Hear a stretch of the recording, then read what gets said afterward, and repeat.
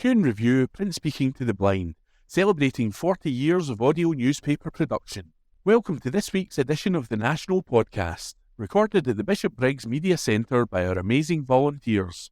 You can get in touch with us via Facebook, Twitter or Instagram using @Q&A Review, that is @ CUEANDREVIEW. You can also contact us directly by emailing information@qnreview.com. That is INFORMATION @CUEANDREVIEW.com, or by calling 0141 772 3976. That's 0141 772 3976. From the National, Friday the 21st of February 2025, from the Politics section. Alex Salmond wanted new Scottish town called Independence. Article written by Xander Elliots. Alex Salmond wanted a new Scottish town to be built and named Independence, a close ally of the late former First Minister has said.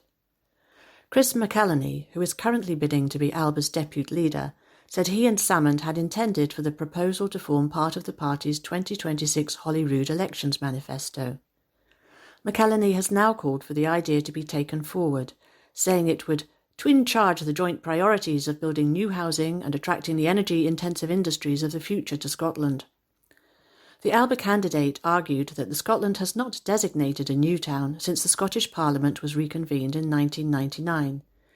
He said that doing so would boost economic growth and benefit neighbouring towns and cities by accelerating housing delivery through the provision of new homes that people need. McElhenney said, Alex Salmond and I had a vision for a new Scottish town, and we could think of no better name than a town called Independence. Scotland has an abundance of renewable energy potential. At the moment, the Westminster plan is to cable most of that energy south, with no benefit to Scotland. What we should be doing is using that energy to attract the industries of today and tomorrow to Scotland by using the incentive of cheaper energy than anywhere else in Europe. Such an influx of highly skilled jobs would require the industries, the labour force, and the infrastructure to all be mutually beneficial to each other. That is why a new town would make sense. At the moment, new housing is squeezed into every bit of greenbelt in our towns and cities that developers can get their hands on. This puts an already struggling transport infrastructure under even more pressure. A new Scottish town has not been designated since not long after the Second World War. Now is the right time to begin a discussion to make a town called Independence a reality. He added, a new town, in the right location, will improve the quality of life in its neighbouring areas, everyone will benefit from the improved economic benefit, and it'll allow for a blank canvas to build quality homes with first-class transport access and the amenities required to boost jobs and growth. Alba are currently holding a leadership contest, with MSP Ash Regan and former MP Kenny McCaskill both bidding to replace Salmond at the party's head. McElhenney and former MP Dill Hanvey are both bidding to be deputy leader. That article was written by Xander Elliots and read to you by Elizabeth. From the National, Friday the 21st of February 2025, from the Culture section. James Bond Amazon deal explained. What it means for the films. Article written by Macaulay Moffat. Amazon has gained creative control over the James Bond franchise, but what does it mean for its future? It has been revealed that producers Michael G. Wilson and Barbara Broccoli have stepped back and relinquished creative control. Who owns James Bond now under the new deal? Amazon MGM Studios and producers Michael G. Wilson and Barbara Broccoli have, in their words, formed a new joint venture to house the James Bond intellectual property rights. The official Bond film franchise has been controlled by members of the Broccoli family, either single-handedly or in partnership with others, since the first 007 movie Dr. No in 1962.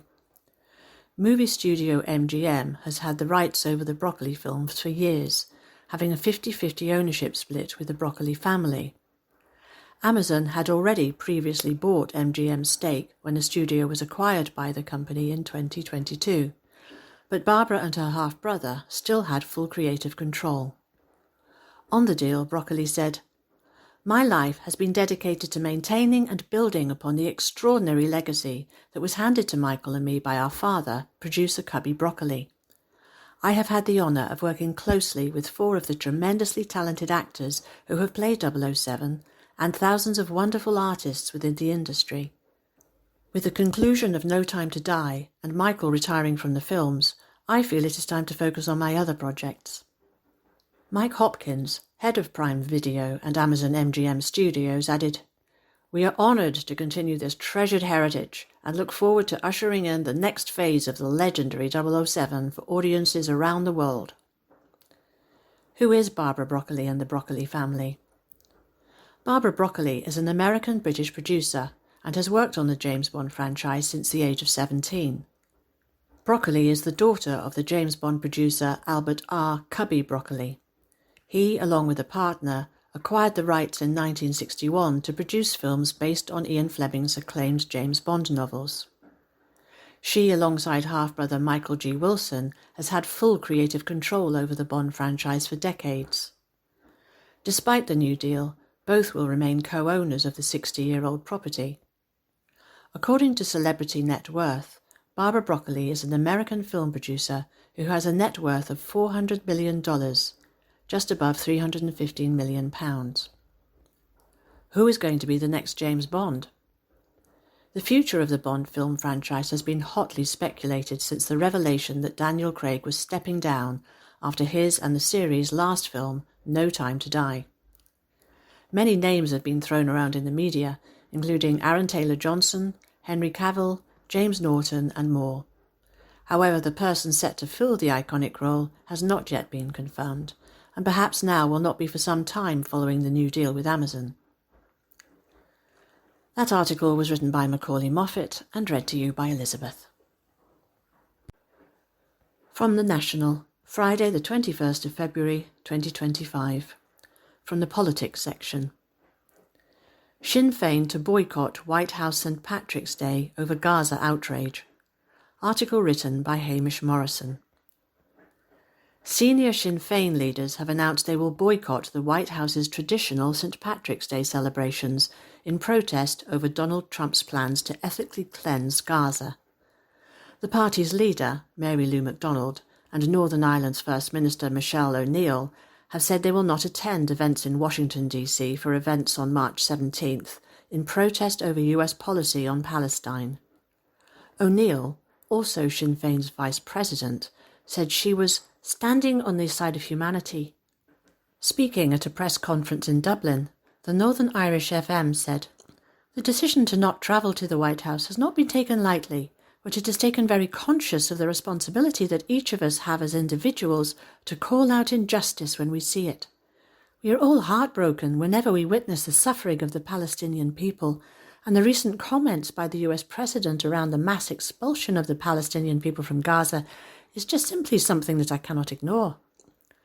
O'Neill, who has travelled to the US several times, added, "At times like this, people look towards political leaders to stand against injustice.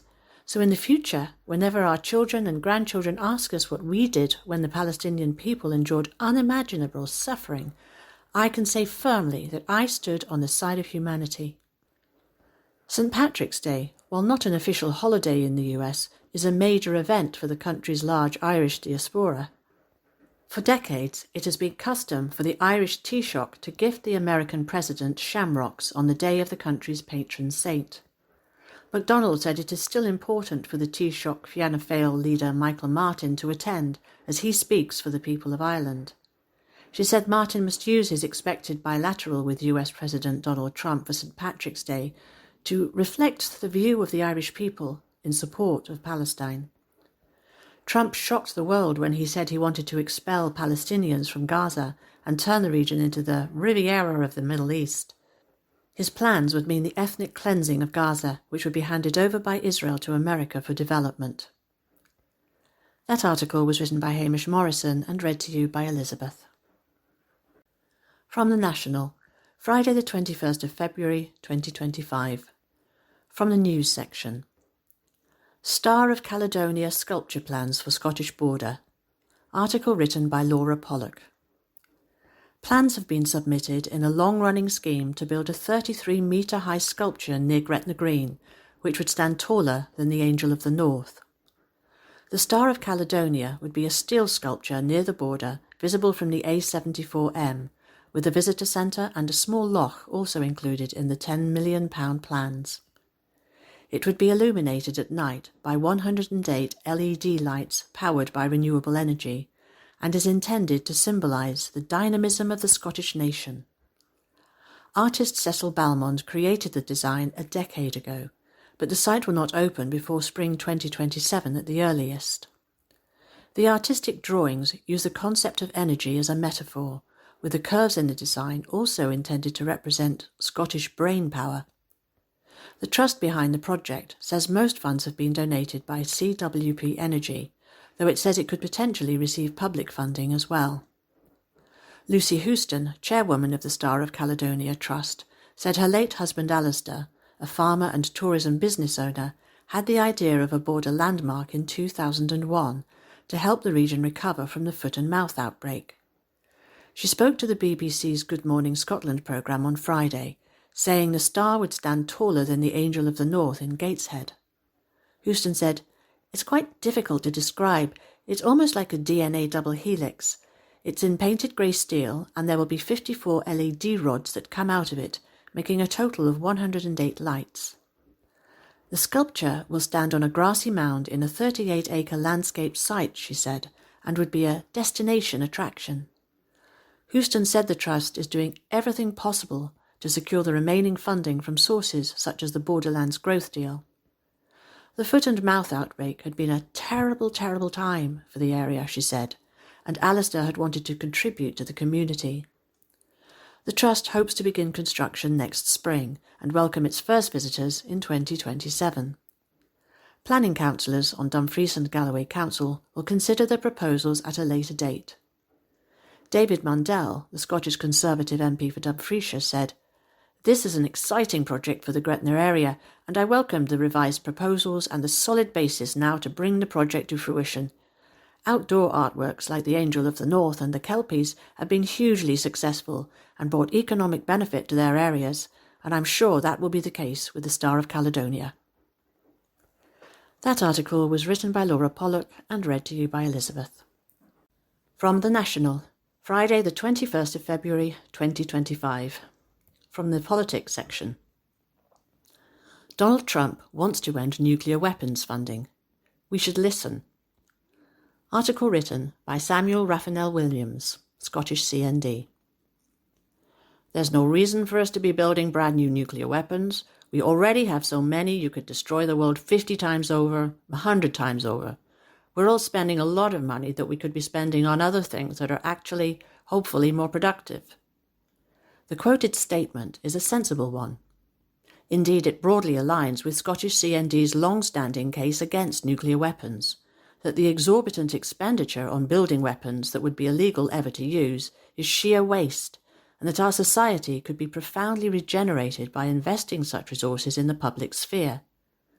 But the above quote is not a Scottish CND press release. In fact, these are the words of US President Donald Trump, spoken to reporters in the Oval Office only last week. At that same meeting with the press, Trump also mentioned his hopes to meet with the presidents of China and Russia. And I want to say, let's cut our military budget in half. And we can do that, and I think we'll be able to. Trump is no avatar of peace. His proposals for ethnic cleansing in Gaza and imposing reparations payments from Ukraine are appalling and must be condemned. His record on denuclearization agreements is also woeful. He failed to make deals with Russia, China, Iran and North Korea in his first term and pulled the US out of important arms control treaties. But advocates for peace can easily walk and chew gum at once. Any proposals for nuclear disarmament and reducing military spending should be supported. If readers weren't aware of the quoted statements, then it is through no fault of their own, since apparently the UK media have not deemed it newsworthy that a US president has expressed an interest in cutting the US military budget in half.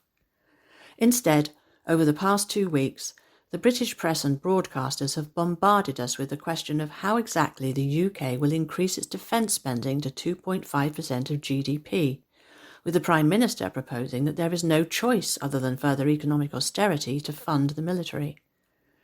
The rationale of this kind of governance could not be clearer. The British public sphere is to be cannibalised by the military industries, a process which is simply another method of extracting wealth from our society for the benefit of private corporations, in this case arms manufacturers. The most egregious example of this rationale is the UK government's policy on nuclear weapons. The nuclear submarines, based 25 miles from Glasgow, are past their shelf life, and the upgrades they require are costed in the tens of billions of pounds at a minimum.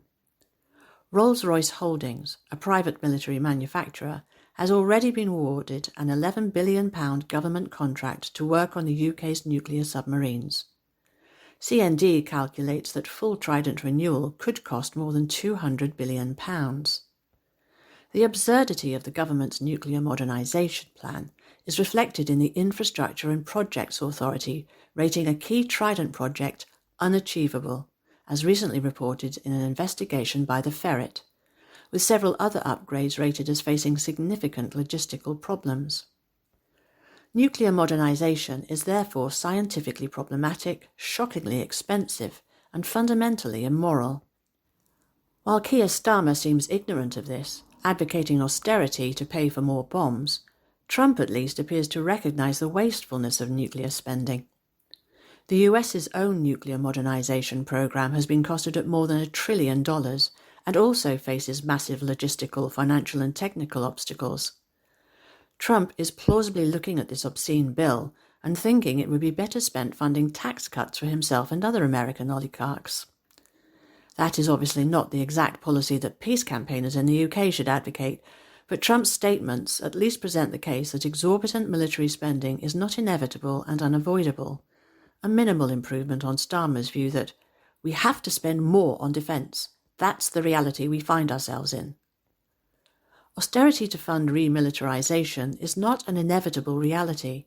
It is a political choice advocated by those who prefer healthy profits for arms manufacturers over the strengths and well-being of our society.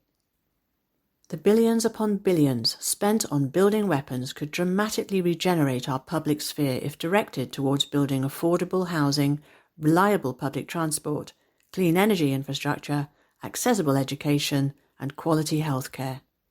Think what the £11 billion so casually handed out to Rolls-Royce Holdings could do for Scotland, or any peripheral region of the UK for that matter, if these societal foundations were prioritised over lining the pockets of the masters of war. Starmer's austerity proposals must be challenged by the anti-war movement, otherwise rampant militarism will consume ever more of our commons. Samuel Raphael-Williams is Scottish CND's communications officer. The article was read to you by Elizabeth. From the National, Monday the 24th of February, from the news section.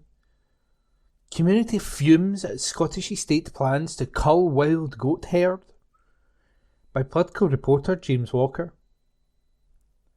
A community is fuming at plans to cull a huge herd of wild goats roaming a moor in the Borders. An England-based rewilding company announced plans to reduce 140 wild goats grazing on its land, according to The Scotsman. Oxygen Conservation, chaired by Benny Higgins, a Scottish banker and former chief executive of Tesco Bank, owns 2 farms that span 11,390 acres of Langhorne Moor in southern Scotland.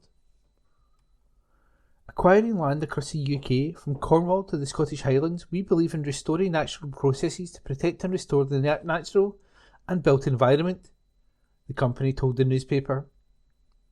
The firm also claimed that the animals were destroying trees and having a negative impact on the surrounding habitat, and that culling the goats was challenging but necessary. Over the past 12 to 18 months, we've been keeping a close eye on the wild goat population across the estate, the company went on. Surveys and data reports have confirmed that there are over 140 goats roaming the landscape and, after careful consideration, we've made the difficult but necessary decision to reduce their numbers as part of our wider restoration efforts. but the local community are hitting back, including setting up a petition against the move. The Home Today, a local group, posted on Facebook, "The wild goats of Langholm Fell have been a treasured part of our daily lives for hundreds of years. These magnificent creatures bring joy to anyone fortunate enough to spot them gracefully traversing across the fell. These harmless beings coexist peaceably with all creatures on the fell, inflicting harm upon no one. Their only crime is living on the land they have occupied for centuries. It is deeply concerning that such a destructive decision would be proposed without considering the historical and emotional significance these animals carry for our community." In an article written by James Walker. From the National, Monday the 24th of February, from the news section. Exclusive. Scotland has Europe's best renewable share, so why are our energy bills so high? Article written by Alistair Ferguson. Scotland's renewable energy production share is one of the highest in Europe, but Scots have some of the most expensive power bills. Why? Renewable energy made up 24.5% of the European Union members' energy use in 2023, a new record. Sweden, Finland and Denmark had the highest renewable energy sources share among member states in the EU in 2023, according to data from the European Environment Agency. This is largely due to strong hydro industries in both Sweden and Finland, along with wind power and the wide use of solid biofuels for district heating amongst the three nations. Sweden is among the leading EU nations with its renewable energy sources share, sitting at around 2/3, while both Norway and Iceland sit above 75%. The majority of nations that have invested in renewable energy, like Sweden, Finland and Denmark, saw a decrease in household power bills, averaging around 10% in the first half of last year, according to figures published by Eurostat. Comparably, when you look at Britain's energy sources, renewables only equate to around 40%. If you were to look at Scotland individually, the country's renewable technologies generated the equivalent of 113% of its overall energy consumption in 2022, according to statistics from the Scottish Government.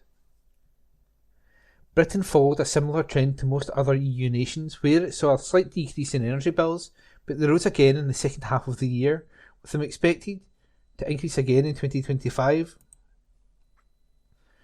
It raises the question as to why the Scots are having to pay for increasingly high energy bills when Scotland is generating vast amounts of renewable energy. According to Rhys Stanwicks, who has spent over 30 years in the energy industry, with 25 of them in Perth with SSE, and is now working with Energy Scotland, the key issue is that the electricity in Britain, not the UK as Northern Ireland is part of the All-Ireland market, is a single market. He added that because energy is a reserved matter, Scotland cannot create its own market. So, if Scotland cannot create its own market, why is electricity so expensive? Compared with countries in the EU, British domestic electricity prices ranked 4th highest in the first half of 2024, according to the most recent UK government data. This is for consumers with medium usage, including taxes and subsidies. For industrial energy, Britain had the highest prices for medium users over the same period.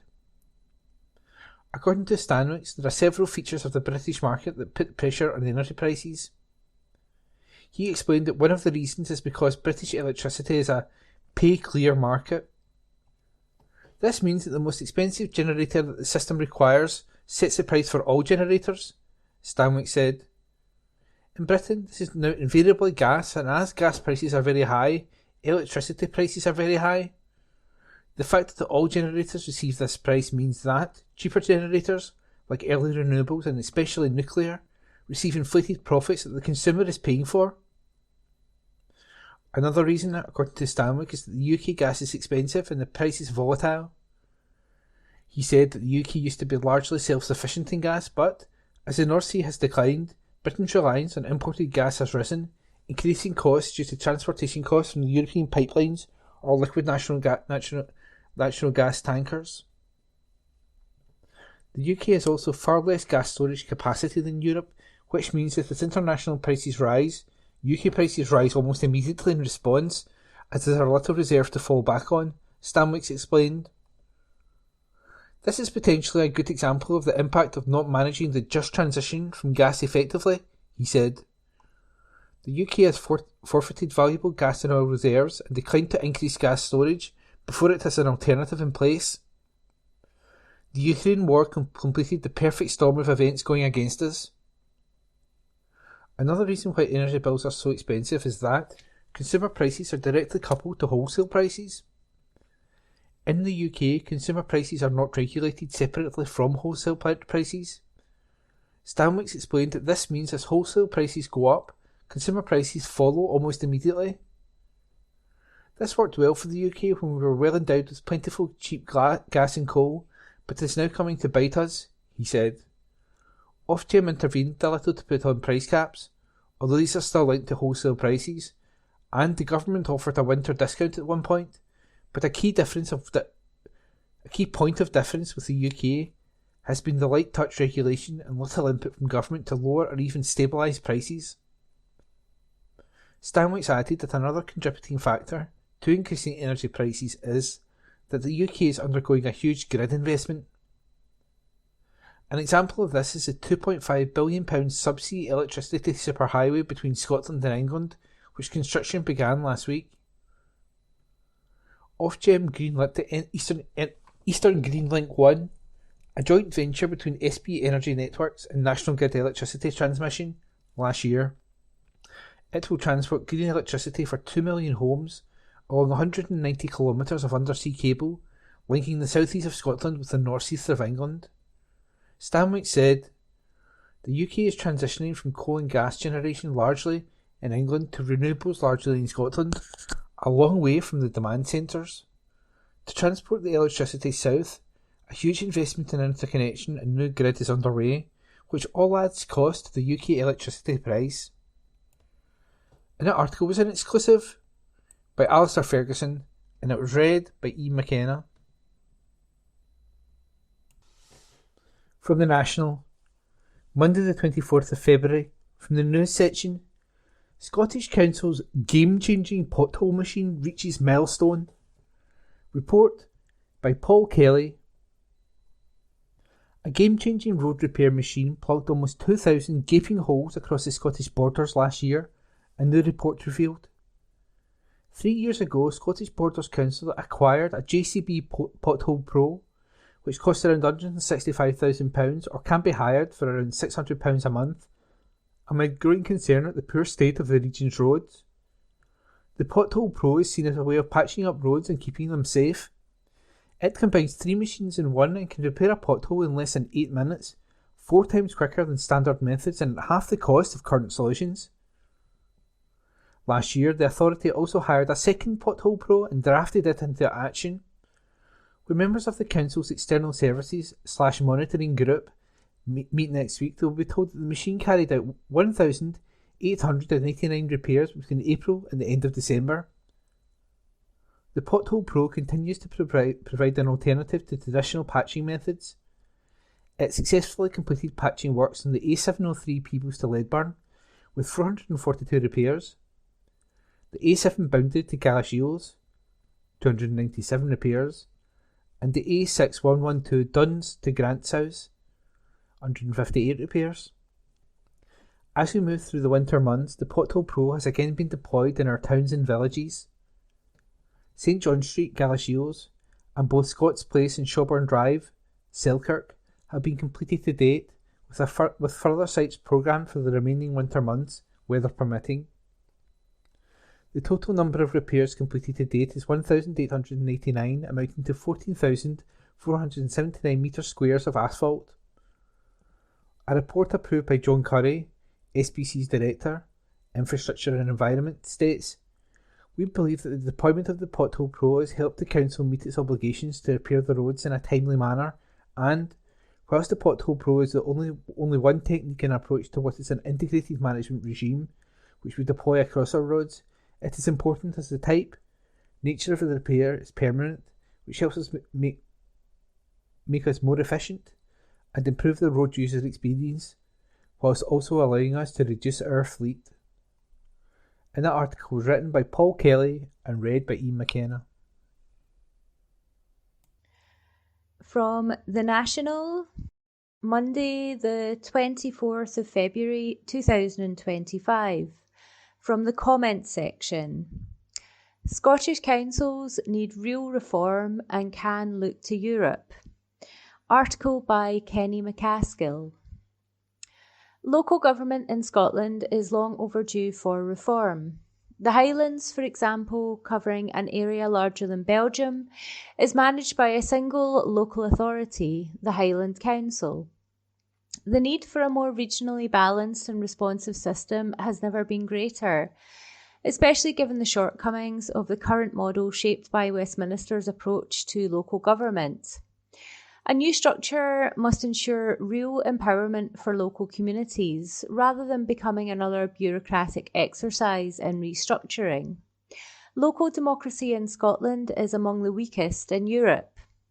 The restructuring of councils in the 1990s removed much of the local accountability that the previous system of district and regional councils provided.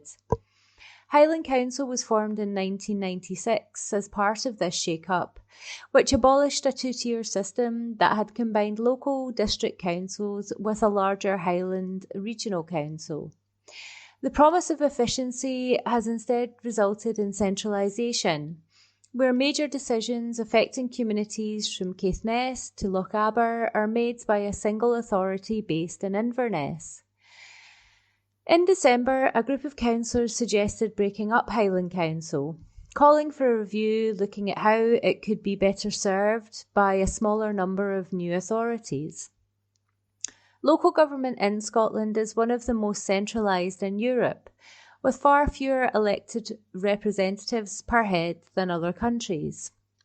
While France has roughly one councillor for every 120 people, and Germany one per 250, Scotland has only one per 4,000.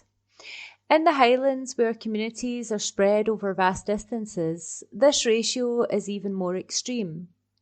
The result is a democratic deficit, with local voices often drowned out by centralised decision-making that fails to reflect the specific needs of different areas. The creation of the Scottish Parliament in 1999 was supposed to usher in a new era of devolution. In reality, power has been pulled upwards to Holyrood's rather than downwards to local communities. Funding decisions, planning regulation, and economic development are increasingly controlled by the government, leaving councils as little more than delivery bodies. Reforms such as the Islands Act 2018, which gave greater autonomy to island authorities, have not been extended to the Highlands. The government's Community Empowerment Act, designed to give local groups more control, has had little impact on structural governance. Changes to local government structures in England have been framed as decentralisation, with the introduction of metro mayors and combined authorities. But these reforms have often concentrated decision-making in new regional bodies that lack meaningful local accountability. Power has shifted from councils to unaccountable leadership structures, limiting the ability of communities to influence decisions. This approach serves as a warning that without genuine local control, structural reform can deepen centralisation rather than solve it. The Highlands should not return to the old district council model, but there is a strong case for breaking up Highland Council into recognisable historic districts with real local control.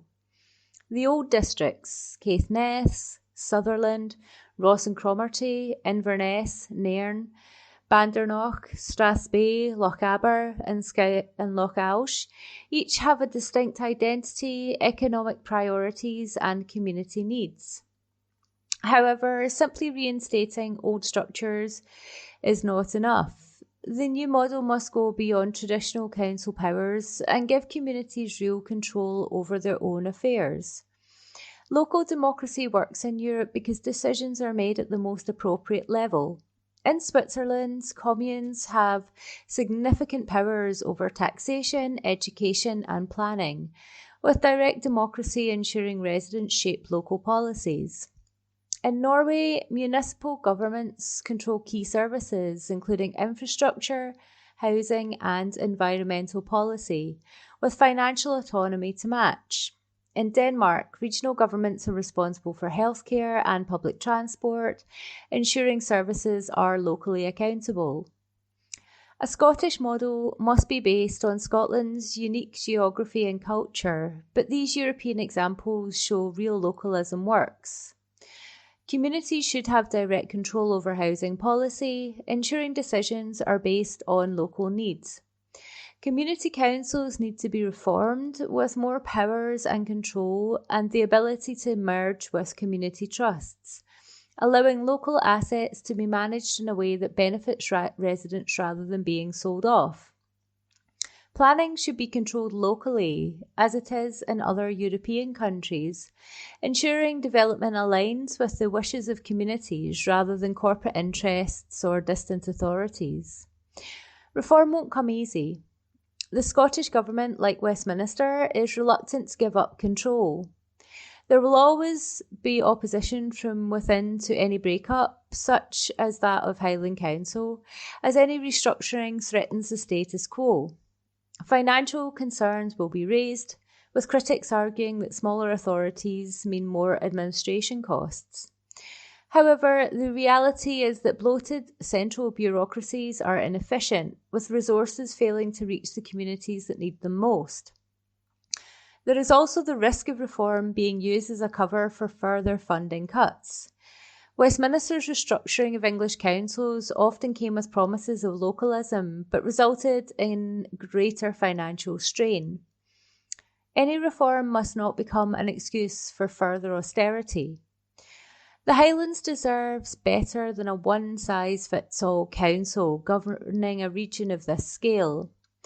True reform would give local communities the power to shape their own futures, whether that's in economic development, transport, housing, or environmental protection. A system based on regional governments with strong community-led decision-making would deliver the kind of democracy that much of Europe takes for granted. The challenge is making it happen. But given the failures of past reforms and the frustrations of the current system, the case for change has never been stronger. And that article was written by Kenny McCaskill. This is from The National on Tuesday the 25th of February 2025, from the comments section. Banning shows is not the way to help men in crisis.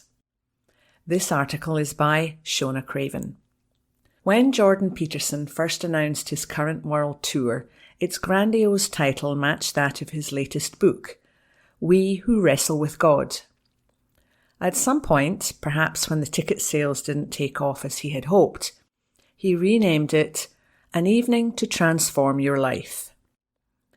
This is how he hooks them in.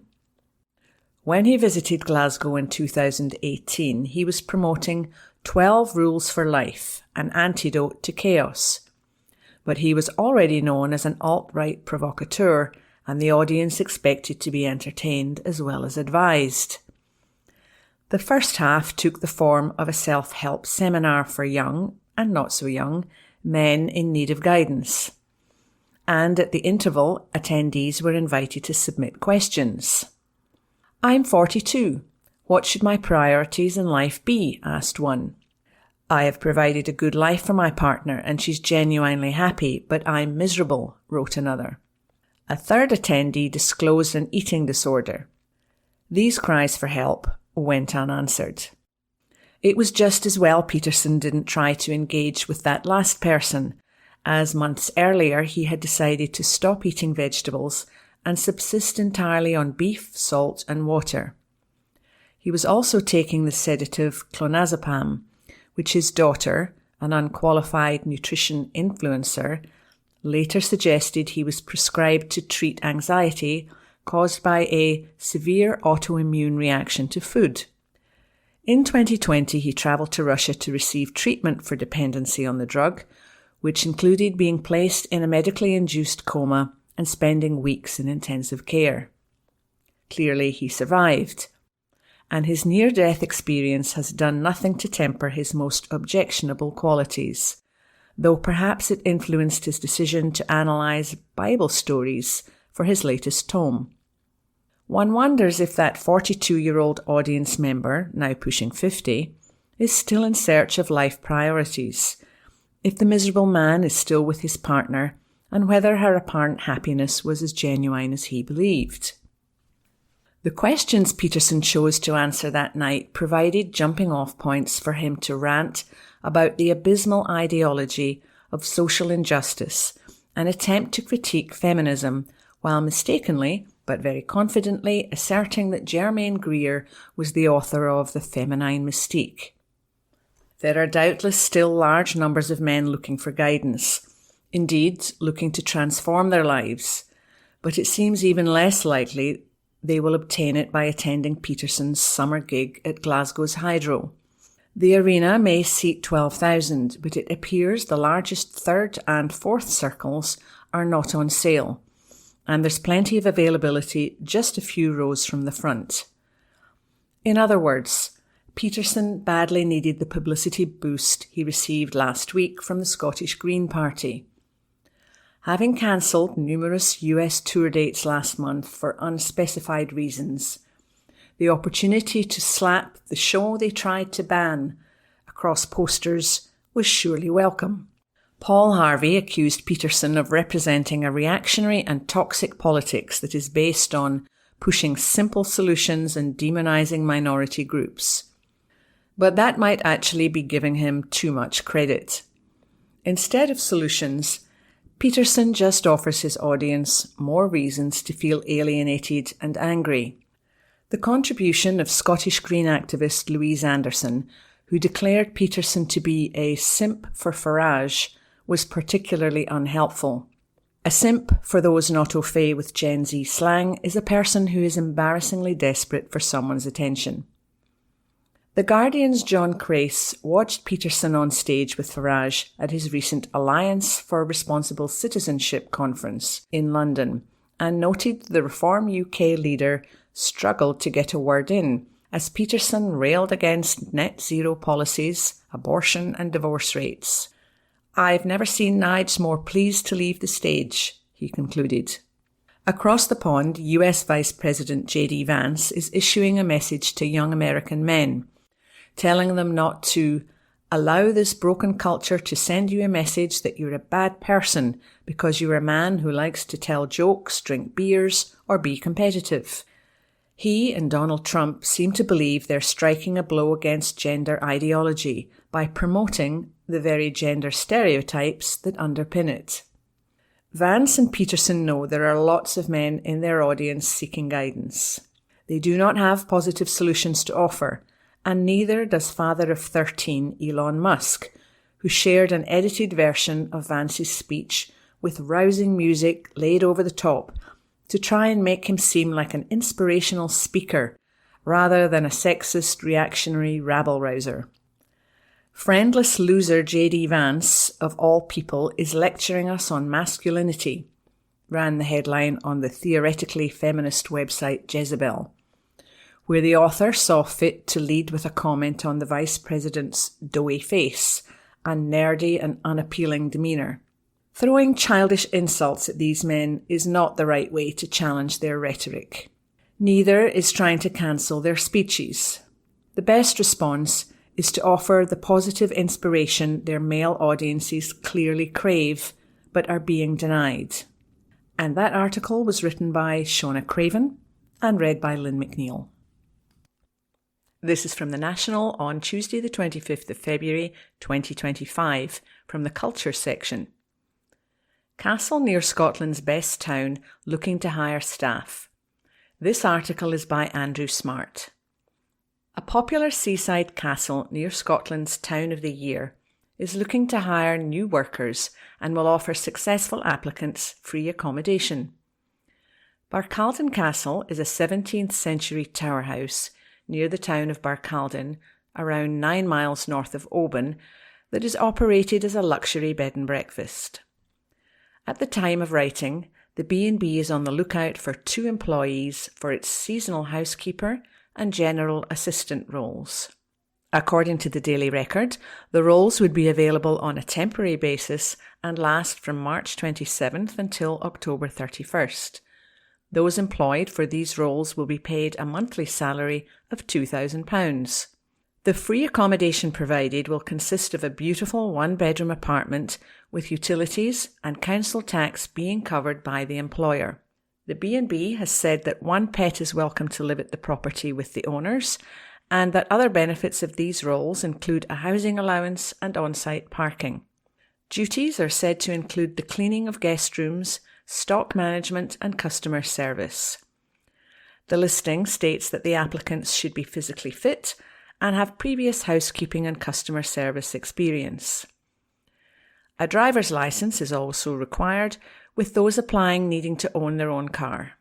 The job listing on Indeed states, "We are seeking a couple or two friends, family, happy to share one-bedroom accommodation.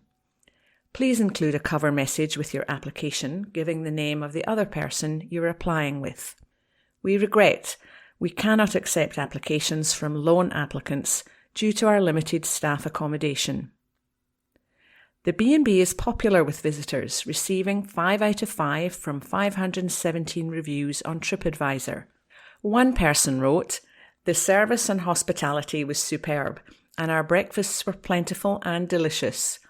We stayed at the Bread Alban room, and it was just a dream come true." Another added, "The castle was beautiful inside and out, but what made our stay so special was how accommodating Stefano was.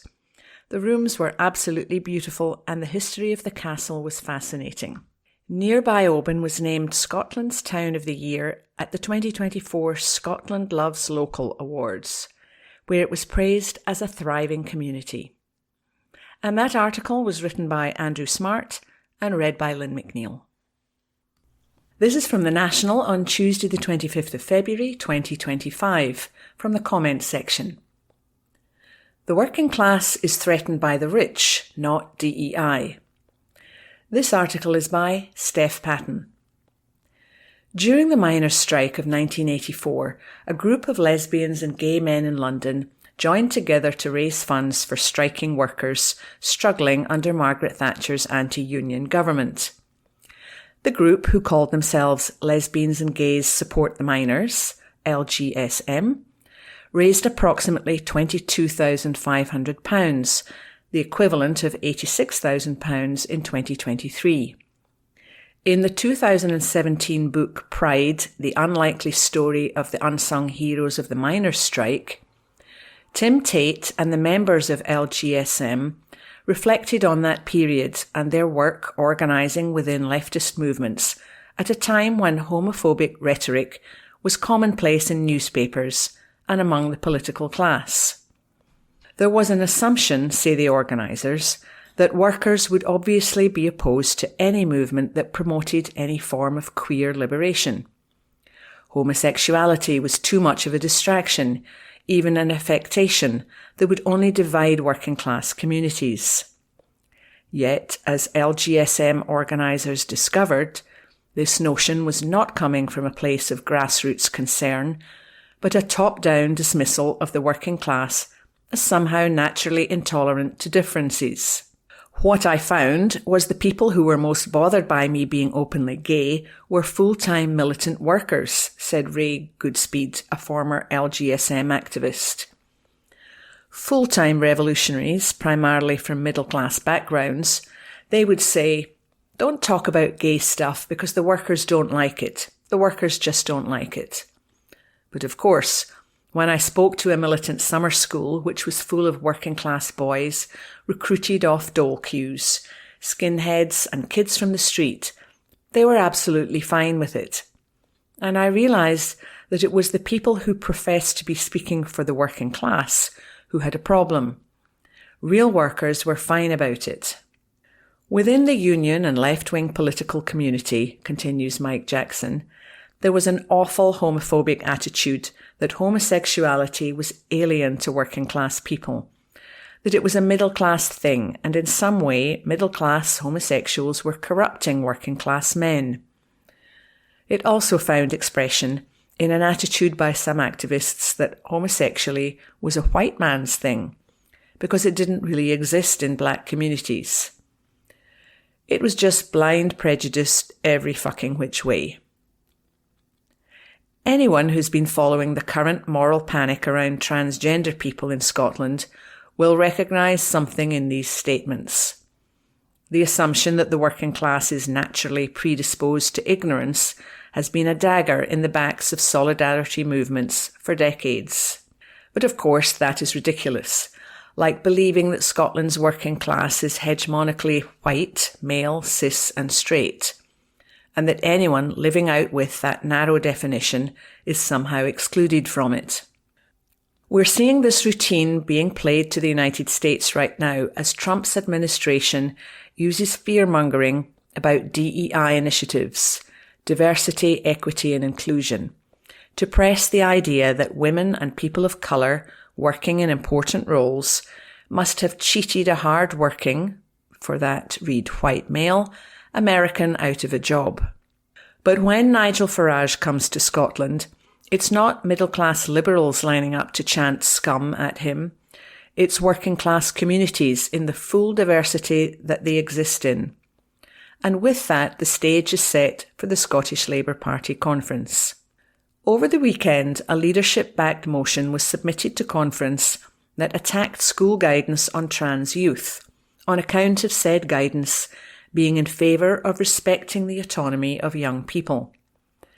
It also went on to support the Cass Review, the former Conservative government's stitch-up report into trans healthcare that has been shredded to pieces by medical professionals and institutions around the world. Representatives and trade unions opposed the motion, and it was rejected. Now we see, again, the reality of who is really pushing transphobic narratives. Not the working class, not trade unions, but a smiling knight of the realm and his rich Scottish subject. When we truly look at the forces lined up to oppose the rights of Scotland's transgender community, who do we find? Middle-class media elites and billionaires, with the ears of presidents lining up to tell you that the real threat isn't violent austerity measures and corporate greed, but a doctor trying to get dressed for work in a changing room, or a kid learning about the natural diversity of our species. As if to illustrate the point far better than I could in words here, the Scottish Labour Conference also included an appeal to mimic Elon Musk in setting up our own disastrous Department of Government Efficiency. I'm not sure what genius thought to associate the party with a sig-heiling billionaire, but they really said something here. It's not trans people or asylum seekers who pose a threat to the working class, but the greedy oligarchs of our time and the spineless politicians who enable them. Our greatest strength is our solidarity against these forces. That solidarity is not found by throwing vulnerable communities to the wolves, as Labour's leadership have decided, but in standing together and recognising our real enemy. To borrow a slogan from the revitalised Die Linke party in Germany, trans people exist, billionaires shouldn't. And that article was written by Steph Patton and read by Lynn McNeil.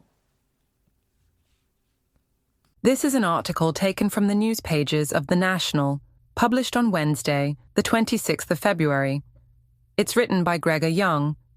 Drugs worth £125,000 found in raid on a remote Scottish island property. A drugs farm with a crop worth more than £125,000 has been found in a remote property on a Scottish island, police have said. Officers searched a property in Armadale, in the south of the Isle of Skye, at around 12:30 p.m. on Monday, and found some 150 cannabis plants growing inside. Police said in a statement that drugs with a potential value of up to £125,000 had been recovered in the remote property. Officers are continuing to investigate to trace those responsible, the force said. Detective Constable Stephen Turnbull said, "This is a significant recovery and is an example of our efforts to disrupt the trade in illegal drugs in Scotland. drugs cause misery in all our communities, not just cities and towns. The public has an important role to play in helping Police Scotland target those responsible for the cultivation, supply and sale of illegal substances. Our inquiries remain ongoing to establish the full circumstances, and we are appealing for anyone with any information to contact us. That article was written by Gregor Young. The National News on Wednesday the 26th of February. The Duchies of Lancaster and Cornwall don't belong to the royals, a report concludes. An article written by Steph Braun. The Duchies of Lancaster and Cornwall are public property and do not belong to the royal family, a fresh report has claimed. The report from anti-monarchy campaign group Republic proclaims to provide clear evidence that the estates are owned by the state and are not the private property of King Charles and Prince William. Entitled Ditch the Duchies, the report calls for the abolition of both the Duchy of Lancaster and the Duchy of Cornwall, and for their revenue to be spent on local communities through a new national estate.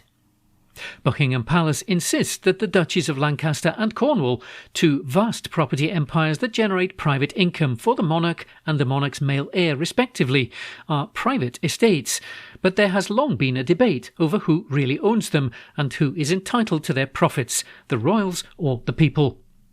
The report says, we have identified new material that, as far as we're aware, has not been previously considered in the context of establishing the status of the duchies as public rather than private institutions. Last month, it emerged that Prince William is set to receive millions of pounds of taxpayers' money from the vacant His Majesty's Prison Dartmoor in Devon, which is owned by the Duchy of Cornwall and leased to the Ministry of Justice. Prince William's estate is not responsible for upkeep and even has a dilapidations clause under the terms of the lease, meaning that the taxpayer is essentially liable for any repairs. Last year, King Charles took more than £27 million from the Duchy of Lancaster, while Prince William received more than £23 million from the Duchy of Cornwall. Republic has argued in the report that the duchies are not the private property of the royals, but public assets that have been state property for hundreds of years, and is challenging the royal family and the UK government to concede this. The report calls for a new national estate, saying the national estate's purpose will be the common good, not lining the pockets of two royals.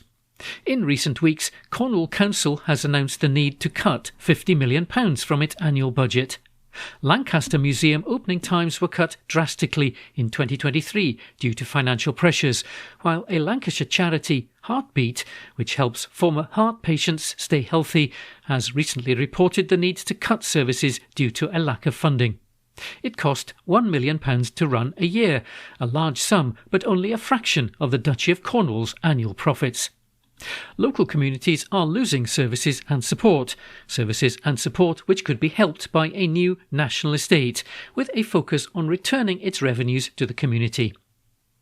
In the early pages of the report, Republic points out how the Duchy of Lancaster website states that the duchy is a private estate owned by His Majesty the King as Duke of Lancaster, but insists this sentence has been carefully constructed. The duchy is careful in not explicitly saying it is privately owned by King Charles, but that it's owned by the King as Duke of Lancaster, it says. The dukedom comes with the job of head of state, and as this report shows, the duchy is part of the British state and public property. To further muddy the waters, the duchy website also explains how in 1399 Henry IV passed a decree separating the lands from the crown, implying that from that moment forward the land was the monarch's private estate. They ignore the law passed by Edward IV 40 years later, in which the duchy was made crown property, which has remained the case ever since. Graham Smith, the CEO of Republic, says that the report puts any doubt about who owns the duchies to rest. He said, when the government claims to want to close a £22 billion black hole, how can we justify paying Prince William £23.6 million in 2024? How can we defend an annual income of more than £27.4 million for our head of state? The duchies are public property. King Charles and Prince William receive the income only because they are monarch and heir. They do not own the duchies. This report puts any doubt about that to rest. I want to see broadcasters, journalists, the government and the royals come clean over this issue. Calling the Duchy of Cornwall a private estate is misleading at best. We must be clear that there is a choice Parliament can make. Do we continue to provide gargantuan incomes to Prince William and King Charles via the duchies, or do we use those funds to invest in local communities? These duchies are Crown land, belonging to the state and ultimately under the control of Parliament. This new report supplies ample evidence to prove the point. The debate must now be about how we can use those assets for the common good. An article written by Steph Braun. The National, on Wednesday the 26th of February. Opinion. We need Scotland's new nature recovery targets to work. A column written by Dr. Deborah Long. Clean rivers and seas teeming with wildlife. Native woodlands for everyone to explore. Fields buzzing with pollinators and healthy soils for growing food. Local green spaces where we can connect with nature. We all want these things for Scotland, and last week something happened that could bring them within our reach. The Scottish Government's Natural Environment Bill could be a turning point for Scotland's nature, stopping its long decline and setting it on the path to recovery. Scotland's people love nature, and many are joining efforts to help it. Planting trees, restoring native oysters, or growing wild flowers in their gardens to help bees and butterflies. In lots of places across Scotland, we can see nature returning. But the overall picture is one of loss. Almost half of Scotland's species have decreased in number since the 1970s, and 1 in 9 is at risk of extinction. Scotland's seabirds have halved in number since the 1980s. Kestrels, curlews and lapwings, all of which are farmland birds, have all decreased by more than 60% since 1995. Pollinating insect populations have plummeted. We know nature can recover if we create the right conditions, but to make this happen on a large scale, to bring Scotland's nature back to health, we need action across society, and we need the people in power to make nature a priority. The Scottish Government publicly recognises that tackling the nature crisis is as urgent as tackling climate change, but so far its action has fallen far short of its rhetoric. The Natural Environment Bill could be the thing to change that. The bill requires ministers to set targets for the recovery of Scotland's nature. These targets will be legally binding, like Scotland's climate targets are. While the climate targets have not always been met and have disappointingly been subject to recent revisions, it's undeniable that they've galvanised sufficient action across society to reduce our emissions. Without them, we simply would not have made as much progress as we have, and it would have been harder to hold the government to account. Scotland's environment charities, witnessing the lack of progress in halting biodiversity loss, have called for many years for equivalent targets for nature. Once the new targets are in place, ministers will have to report on their progress every 3 years, and the law will also apply to future Holyrood governments, regardless of which political parties are involved. To succeed, the targets would push the Scottish Government to think strategically and to work with every industry and every sector, from farming and fishing to forestry and construction, to make the big changes needed. And that ambition will need to be matched with funding and with support for communities to restore their local environments. Nature matters to all of us. We love our hills, beaches, rivers and parks, and we know how important it is to our health and well-being to be able to connect with the natural world. Nature is also vital to the fight against climate change. Healthy ecosystems on land and at sea will store carbon, limiting the rise in global temperatures, and will increase our resilience to the changes that are already happening to our climate. Nature can protect us from flooding and soil erosion, provide shelter and shade, and enable us to adapt the way we grow food in the face of changing weather patterns. We need Scotland's new nature recovery targets to work. The publication of the Natural Environment Bill last week is just the first step, but it signals that finally our politicians are willing to treat the state of our nature with the seriousness that it and we deserve. Let's hold them to that. a column written by Dr. Deborah Long, who is the Chief Executive of the Scottish Environment Link charity. The National Politics on Wednesday the 26th of February. Scottish budget plans pass with Greens, Lib Dems and Alba support. An article written by Laura Pollock. The Scottish budget has passed its final Holyrood hurdle with the support of the Greens, the Liberal Democrats and Alba. The Conservatives opposed it and Labour abstained. The £63 billion budget passed its first vote earlier this month, with the Stage 3 vote held yesterday. Ahead of the final vote, First Minister John Swinney had written to Scottish Labour leader Anna Sawar, calling on him to rethink his position after the Scottish Government amended spending plans to fund a £25 million Just Transition Fund for Grangemouth Oil Refinery and its workforce. It's the first time that the Scottish Parliament has voted through a budget since the power-sharing deal between the SNP and the Greens was terminated last year. Ministers highlighted record spending for the NHS and councils in the £63 billion budget settlement, as well as reintroducing a universal winter fuel payment. The new financial year will begin on April the 1st. During the budget debate yesterday, Finance Secretary Shona Robertson made a final appeal for Scottish Labour to support the plans. She also thanked the Greens, the Lib Dems and Alba for the pragmatic approach that they had taken. Ms Robertson said, "This is a budget to improve services, tackle child poverty and bring new opportunities, but Labour so far will not back it. It's not enough to will the ends, you must also will the means." The Finance Secretary also said that £15 million would be made available to help cash-strapped Scottish universities, mentioning Dundee University in particular. Ms Robertson used the issue to urge Labour's finance spokesman Michael Mara, who has previously represented the city as a councillor, to support the budget bill, telling him Dundee is watching. Mr Mara said that the SNP was only able to deliver the budget due to the UK Labour government's £5.2 billion funding uplift for Holyrood. He said that the budget fails to deliver the lasting change needed for Scotland's NHS, its schools and its economy. Mr Mara said Scotland is being let down by an irresponsible SNP government that has been reckless with taxpayers' money and feckless with your public services. As a result of the deal with the Scottish Greens, the government announced plans to expand free school meals to pupils in the first 3 years of secondary school who are in receipt of the Scottish Child Payment, as well as a regional pilot for a £2 cap on bus fares. The Scottish Lib Dems secured increased investment for drug services and for hospices. An article written by Laura Pollock.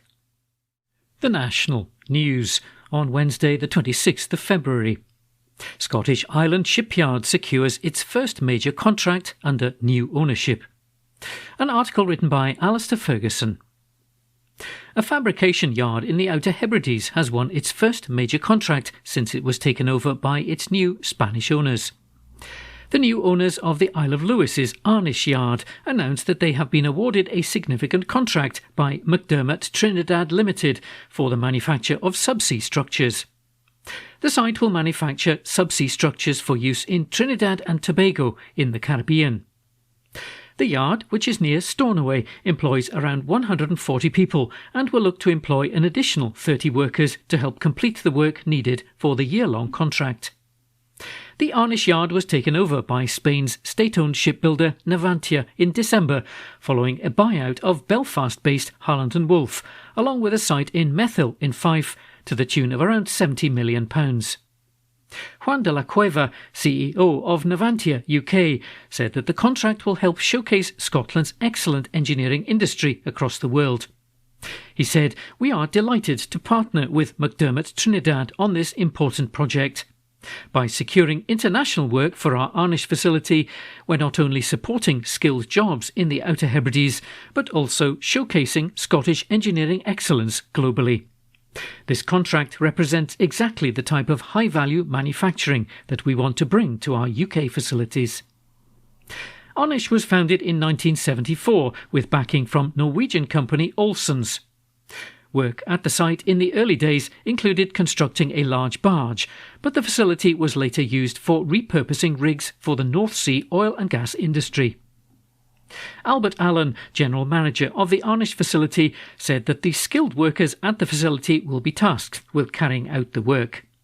He said this contract recognises our facility's track record of delivering complex subsea structures to the highest quality standards.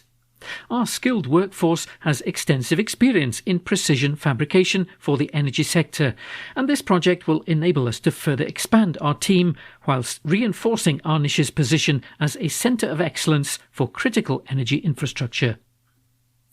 An article written by Alistair Ferguson. The National News on Wednesday the 26th of February. Scottish University to cut jobs and slash budgets amid funding crisis. An article written by Hamish Morrison. Edinburgh University will axe more staff and will consider selling buildings amid a major funding crisis, employees have been warned. In an email to staff shared with the National, Principal Peter Matheson said that Edinburgh University was forecast to run at a deficit in the coming years and would need to make cuts. He said that an existing scheme to make voluntary redundancies would not be enough on its own to bring down costs, adding, "We must therefore reimagine the future of our university, changing how we work. This will require university-wide actions, which will also result in a smaller staff base." Mr Matheson said that an increased workforce and rising pay were no longer sustainable. The estate of the university was also putting pressure on the institution's finances, Mr Matheson said, adding, "We need recurrent savings. Although recent publicity has focused on our capital expenditure, reducing this would only be a short-term measure to improve our cash position. It would do nothing to address the underlying issues." That said, better utilisation of our estate, improved heating management and acting to dispose of assets that are no longer a strategic priority for us all have the potential to reduce our sizable annual estate maintenance and operating costs. Mr Matheson blamed a range of factors for the university's poor financial position, including flat cash, funding settlements from the government, inflation, post-COVID supply chain issues, steeply rising utilities costs, at least partly attributable to war in Europe, and recent unexpected announcements on national insurance rises. He added, all of this has been exacerbated by the reduction in the attractiveness of the UK as a destination for international students. Inclusion of students in net migration numbers, new legislation especially around dependent visas, geopolitics and economic factors including the currency crisis in Nigeria have all led to falls in international student numbers and increasing competition amongst UK providers. An article written by Hamish Morrison. The National Politics on Wednesday the 26th of February. Stephen Flynn shares his anger over the energy price cap. An article written by Joe Scotting. The SNP Westminster leader Stephen Flynn has taken aim at the Labour Party over the energy bill price increases announced by Ofgem. Energy bills for millions of Scottish householders will increase from the 1st of April, when Ofgem increases its price cap for a third consecutive quarter. The regulator said that the increase of 6.4%, which will raise the average bill for households in Scotland on a standard variable tariff from the current £1,738 a year to £1,849, follows a spike in wholesale prices. The rise will equate to £111 for an average household per year, or around £9.25 a month over the 3-month period of the price cap, 9.4% or £159 higher than this time last year. Taking to X, formerly known as Twitter, Mr Flynn said, "Labour lied, didn't they?" reposting a BBC headline going over the bill hikes. During the election, Labour pledged that they would cut household energy bills by £300, but instead customers have seen bills rise by £170 since last July. Last month, in his first major broadcast interview, GB Energy boss Jørgen Meyer could not say when the Labour government's £300 energy bill pledge would be met. When questioned by Sky, "You surely have an idea in your head of when that central pledge to the people of reducing their bills by £300 will come into action. Meyer said it's not in the remit of Great British Energy. During the same interview, the GB Energy boss said that the party's general election pledge of 1,000 jobs for Aberdeen could take 20 years, which drew ire from Mr Flynn. He said it was yet another broken promise and challenged Sir Keir Starmer to come clean over why he is failing to deliver the promises he made at the election and admit whether these pledges are being kicked into the long grass. An article written by Joe Scotting. That concludes this week's edition of the National Podcast. Please remember to subscribe to our channels at Cocoon Review and to tell your friends about our service.